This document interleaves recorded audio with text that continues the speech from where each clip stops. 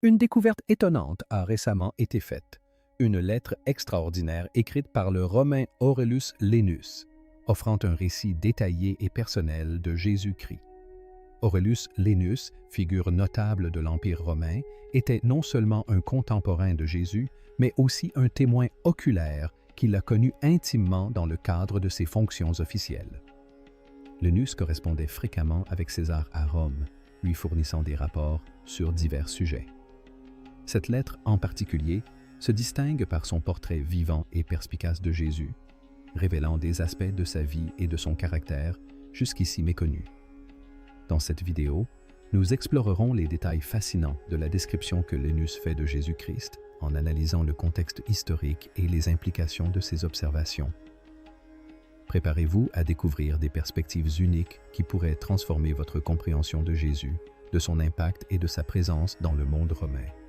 Croyez-moi, vous ne voudrez pas manquer les révélations captivantes que nous vous réservons à la fin de cette vidéo. Avant d'entamer ce voyage historique, abonnez-vous à notre chaîne dès maintenant et participez à notre mission. Devenir la plus grande chaîne dédiée à l'exploration des perspectives spirituelles et historiques à travers le monde. Les peintures représentent souvent Jésus comme un homme blanc, une représentation si répandue qu'elle est souvent considérée comme l'image définitive du Christ. Pourtant, cette image iconique est étonnamment moderne. La plus célèbre, la tête du Christ de Salomon, peinte en 1940, est une œuvre du XXe siècle. Salomon, ancien artiste commercial spécialisé dans la publicité, a créé cette image qui a rapidement acquis une renommée internationale.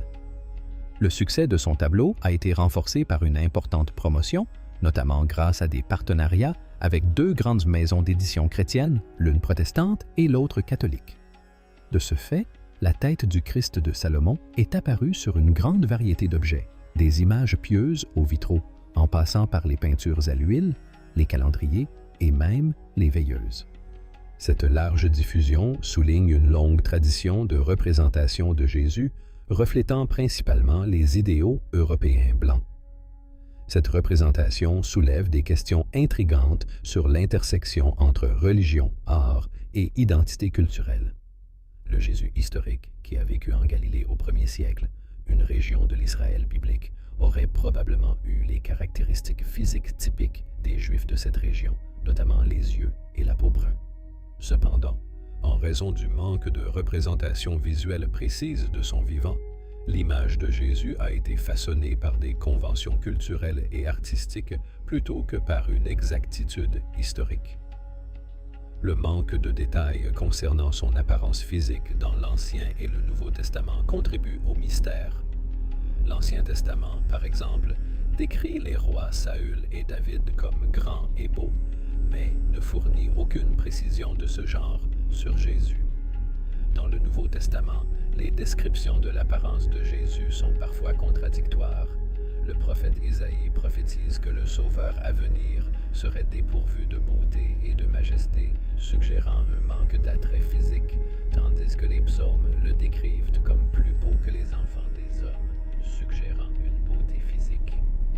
Le document historique connu sous le nom de lettre attribuée au fonctionnaire romain Alia Laelius est souvent cité comme fournissant une description détaillée de Jésus-Christ. Cependant, l'authenticité et l'exactitude de cette lettre sont débattues parmi les érudits.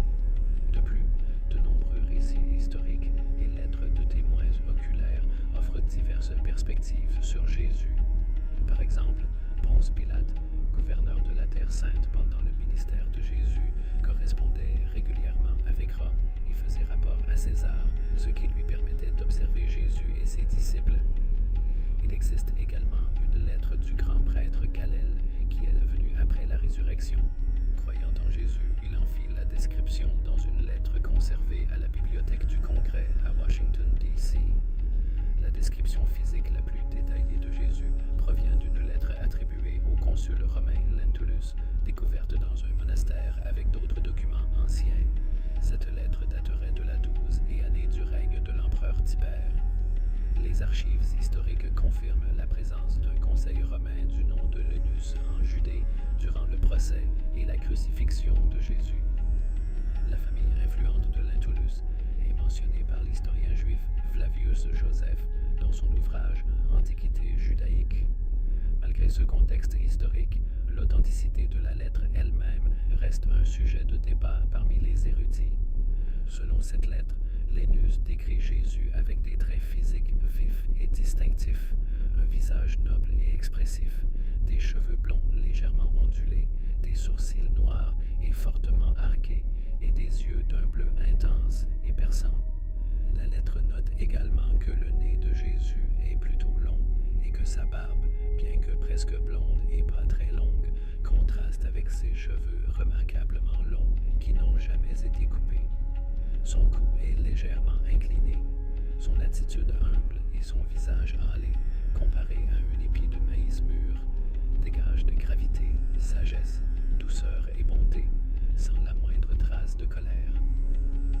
Le récit de Lentulus offre une description détaillée de l'apparence et du caractère de Jésus. Il le décrit comme un homme de taille moyenne, d'une belle apparence, dont le visage empreint de révérence inspire à la fois amour et crainte.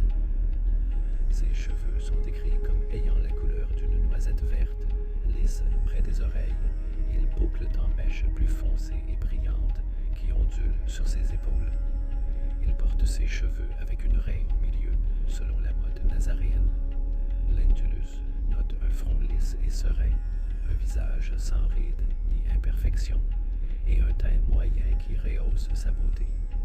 Son nez et sa bouche sont décrits comme parfaits, et sa barbe, fournie et pointue au menton, est de la même couleur que ses cheveux.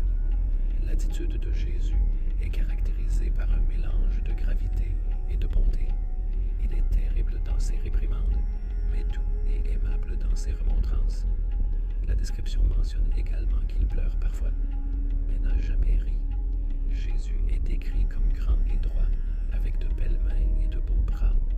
Sa conversation est grave, réservée et modeste, ce qui lui vaut l'épithète du prophète plus beau que les enfants des hommes. La description détaillée de la lettre correspond étroitement à de nombreuses représentations traditionnelles de Jésus, ce qui soulève des questions quant à l'exactitude de ces représentations. Bien que le récit de Léon offre une image riche et détaillée, il est essentiel de considérer qu'il a pu être influencé par les conventions artistiques de l'époque ou par le désir de renforcer certains idéaux théologiques ou culturels. La représentation de Jésus comme ayant une apparence claire et quelque peu européenne reflète les normes artistiques et culturelles des périodes ultérieures plutôt que les réalités historiques de la Judée du 1er siècle. Cette description souligne la tension entre exactitude historique et représentation artistique. La représentation de Jésus sous diverses formes à travers l'histoire reflète souvent les préoccupations culturelles et théologiques des artistes et de leur public. La large diffusion de ces images, des peintures aux médias populaires, a ancré une vision particulière de Jésus qui peut ne pas correspondre aux faits historiques, mais qui résonne avec les identités culturelles et religieuses. Outre les descriptions détaillées de Jésus fournies par des sources historiques comme la lettre de Léon, les Grecs anciens avaient également des représentations élaborées. Les représentations de figures religieuses et historiques, notamment les apôtres et la Vierge Marie, à l'instar des représentations des héros de Troie, contribuent à façonner notre compréhension de ces figures, mais soulignent également la complexité de la reconstitution de leur apparence. Un exemple notable des tentatives modernes visant à préciser l'apparence physique de Jésus est l'analyse du suaire de Turin. Le professeur Giovanni Giudica Cortiglia, éminent spécialiste du suaire, a appliqué son expertise en médecine légale pour interpréter les données de cet artefact controversé. Le suaire, que certains considèrent comme le linceul de Jésus, a fait l'objet d'analyses approfondies, bien que son authenticité reste débattue. Selon les recherches de Cordiglia, l'homme représenté sur le suaire était d'une beauté saisissante et d'une stature hors du commun, mesurant environ 1,8 mètres. Son physique était décrit comme svelte et harmonieux, suggérant un individu bien proportionné. Malgré les dommages subis par le suaire, celui-ci révèle un visage caractérisé par la douceur et la délicatesse. Les traits comprennent un front large et droit, un nez droit légèrement arqué et des joues saillantes. L'analyse de Cordiglia comprend également des calculs anthropométriques qui dressent un portrait précis de Jésus était physiquement supérieur à l'homme moyen. La capacité crânienne de l'homme du suaire a été estimée à 1575 cm3, le plaçant dans la catégorie des géants. Ce calcul implique un poids cérébral de 1492 grammes, nettement supérieur à la moyenne. Ces données suggèrent que cet individu était non seulement impressionnant physiquement, mais potentiellement doté de capacités intellectuelles extraordinaires. Les pères de l'Église du IIe siècle, Justin Martyr et Origène, se sont appuyés sur les textes bibliques pour offrir différentes perspectives sur l'apparence de Jésus. Tandis qu'Isaïe 53 suggère une apparence ordinaire, le psaume 45 évoque une beauté remarquable. Cette divergence pourrait indiquer que les gens percevaient Jésus différemment selon leur lien spirituel avec lui. Saint Augustin a proposé que chacun ait sa propre image mentale de Jésus. Il a souligné que, malgré les innombrables interprétations possibles de son apparence physique, l'essentiel de la foi ne réside pas dans l'image précise, mais dans la croyance en lui en tant qu'homme. L'évêque Cyril de Jérusalem, au IVe siècle, a repris cette idée, suggérant que Jésus adapte sa forme aux besoins de chacun. Il devient une vigne pour ceux qui cherchent de la joie, une porte pour ceux qui souhaitent entrer, un grand prêtre pour ceux qui prient, et un agneau sacrificiel pour ceux qui sont dans le péché. Cette adaptabilité reflète la compassion de Jésus et sa capacité à établir un lien personnel avec les gens. Dans l'art paléochrétien, Jésus était souvent représenté comme une figure juvénile, rappelant le dieu gréco-romain Apollon, caractérisé par sa forme athlétique idéalisée et son apparence juvénile. Cette représentation était conforme à la tradition classique de représenter les figures divines comme perpétuellement jeunes et vigoureuses. Cependant, un changement notable s'est produit après l'édit de Milan de l'empereur romain Constantin en 313 après Jésus-Christ, qui a officiellement reconnu le christianisme et lui a accordé sa protection. Ce moment charnière a marqué une transformation significative dans la représentation artistique de Jésus. Suite à l'édit de Constantin, l'art chrétien a commencé à évoluer en réponse à l'établissement et à l'institutionnalisation croissante de l'Église. L'un des changements les plus prononcés a été la transition de la représentation de Jésus comme une figure juvénile à celle d'un homme mûr barbu. Cette nouvelle représentation reflétait en partie le rôle du Christ comme rédempteur souffrant et sage, incarnant à la fois la gravité de son sacrifice et son rôle d'éternel. Le concept de aerop poeta, c'est-à-dire d'œuvre non faite de main d'homme, a joué un rôle crucial dans l'évolution des représentations du Christ. Dès le 7e siècle, des récits ont émergé concernant des images miraculeuses de Jésus, considérées comme des autoportraits réalisés sans intervention humaine. Un exemple frappant est le mandalon, une image qui aurait été miraculeusement imprimée sur un tissu par le Christ pour guérir le roi Abgar d'Adessa, situé dans l'actuelle Turquie. Cette image, vénérée comme une ressemblance authentique du Christ, a grandement influencé sa représentation dans l'art chrétien. Une autre légende importante, adoptée par le christianisme occidental entre le XIe et le XIVe siècle, concerne Sainte Véronique, qui aurait perçu l'empreinte du visage du Christ sur son voile lors de sa crucifixion. Cette relique, connue sous le nom de Volto Santo ou visage saint, a contribué à ancrer davantage l'image du Christ barbu et mûr dans l'iconographie chrétienne. L'impact de ces aerop poeta et autres reliques similaires sur l'art chrétien est indéniable. Elles ont fourni un modèle pour l'image du Christ, adopté dans tout le monde chrétien, contribuant à la standardisation de sa représentation en figure barbue. Les cheveux mi-longs, Cette représentation s'est profondément ancrée dans la tradition artistique, façonnant la manière dont Jésus était représenté dans divers médias et contextes durant la Renaissance. Les artistes européens ont commencé à intégrer leurs propres traits à leur portrait du Christ, mêlant identité personnelle et artistique à l'imagerie religieuse. Ce phénomène est illustré par le peintre sicilien du XVe siècle, Antonello da Mina. Ces petits portraits intimes du Christ souffrant, présentés sur de simples fonds noirs et encadrés par un parapet, reflètent l'image conventionnelle du Christ, mais aussi un engagement empathique personnel envers sa souffrance humaine. Chaque portrait était signé Antonello da Mina, soulignant le lien personnel de l'artiste avec la figure divine. De même, le célèbre artiste allemand du XVIe siècle, Alexandre Dürer, a intégré sa propre image à ses représentations du Christ. Dans son célèbre autoportrait de 1500, Dürer se représente avec une allure christique, barbe et cheveux mi-longs.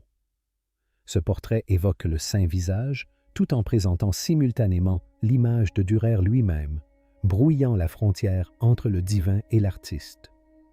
Le monogramme dans le portrait est ambigu, pouvant représenter soit le nom de l'artiste ou l'année du Seigneur, entremêlant davantage le sacré et le personnel.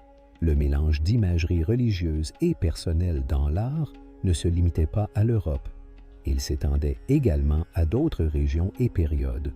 Par exemple, les représentations de Jésus au XVIe et XVIIe siècle mettaient parfois en scène des figures d'origines ethniques diverses, telles que des Éthiopiens et des Indiens. Cet échange interculturel reflète une tendance plus large d'intégration des influences locales et mondiales dans l'art religieux en Europe. Cependant, l'image d'un Christ européen à la peau claire a commencé à gagner en importance et à se répandre dans le monde entier grâce au commerce et à la colonisation. Cette représentation européenne de Jésus, caractérisée par une peau claire et des yeux bleus, est devenue l'image dominante en raison de sa large diffusion via l'expansion impériale européenne. Un exemple illustratif se trouve dans l'Adoration des mages d'Andrea Manna, 1505, où les mages sont représentés comme des représentants de l'Afrique, du Moyen-Orient et de l'Asie. Ils offrent des cadeaux exotiques tels que de la porcelaine, de l'or et des objets en laiton importés de Chine et des empires perses et ottomans. Malgré ce contexte mondial, Jésus est représenté avec des traits distinctifs européens, soulignant une disjonction entre la représentation du Christ et ses origines moyen-orientales. La présence de fausses inscriptions hébraïques sur les poignets et l'ourlet de la robe de Marie complexifie davantage la représentation, car elle introduit un élément anachronique et culturellement inapproprié dans la représentation des traditions juives. Cette tendance à imposer des traits européens à Jésus et aux autres figures bibliques a des implications importantes pour notre compréhension des traditions religieuses et artistiques. L'image européenne de Jésus reflète non seulement les préjugés culturels de l'époque, mais a également influencé la perception et la pratique du christianisme dans différentes parties du monde. En transportant ces images vers de nouveaux territoires, les marchands et colonisateurs européens ont perpétué une interprétation culturelle spécifique du christianisme qui a souvent éclipsé les traditions et les compréhensions locales. En fin de compte, le débat sur l'apparence exacte de Jésus est peut-être moins important que le message fondamental de la foi chrétienne. Le principe central du christianisme affirme que les caractéristiques physiques de Jésus sont secondaires par rapport à la promesse de communion spirituelle. L'assurance que tous les croyants baptisés rencontreront un jour le Christ dans le sanctuaire céleste transcende les spécificités de son apparence terrestre. Ce jour-là, les croyants anticipent une rencontre directe avec lui dans une réalité au-delà de notre compréhension actuelle du temps et de l'espace. Le visage que nous verrons alors surpassera probablement tout ce que nous connaissons.